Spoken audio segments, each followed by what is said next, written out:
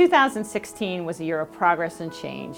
We issued major standards on credit losses, leases, and not-for-profit financial reporting, and we also announced 2 new board members, Harold Monk, who started on January 1st, and Marcia Hunt, who starts on July 1st.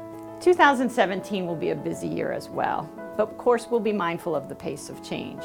Not only will we be continuing to support implementation efforts around such standards as revenue recognition, we're also going to consider our future agenda. In 2017, our top priorities are finalizing standards on hedging and long-duration insurance contracts, supporting implementation of revenue recognition, leases, and credit losses, considering improvements to not-for-profit financial reporting by distinguishing exchanges and contributions, and importantly, setting our future course. This includes redeliberating feedback on our invitation to comment and continuing to focus on our conceptual framework, including measurement, presentation, and elements.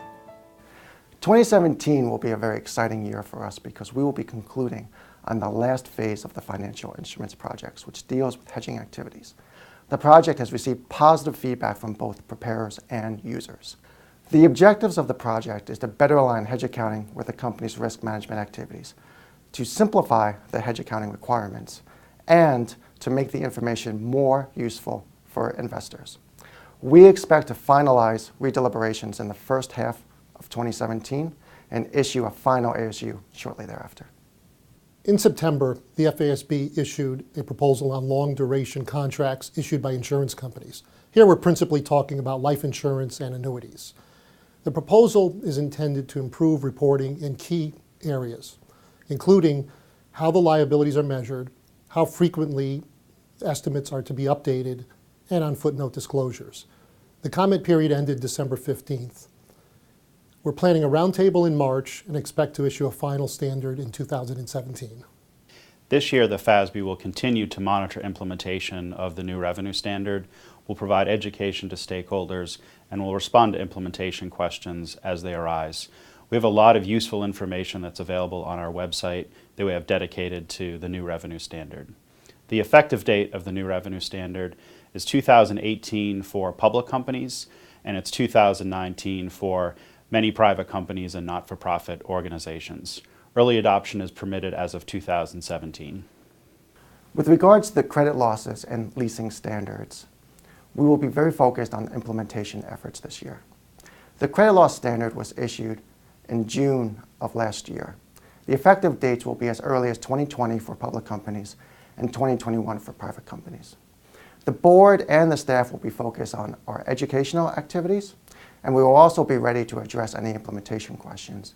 In addition, the credit losses TRG will stand ready to address any items that preparers and practitioners raise to them. The leasing standard will be effective in 2019 for public companies and 2020 for private companies. Again, the board and the staff will be ready to address any implementation questions.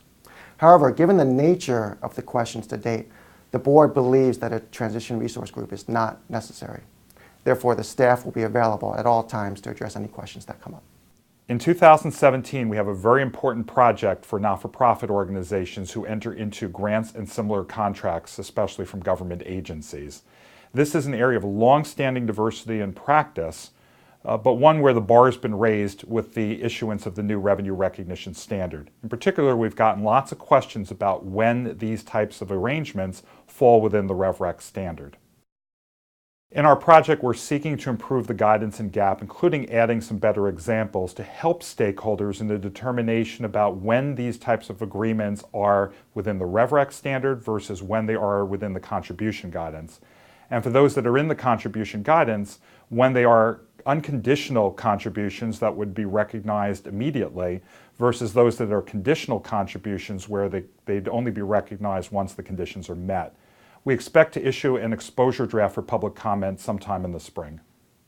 The FASB issued an invitation to comment this past summer so that we could solicit broad stakeholder feedback about the financial reporting issues that the FASB should address on our future agenda.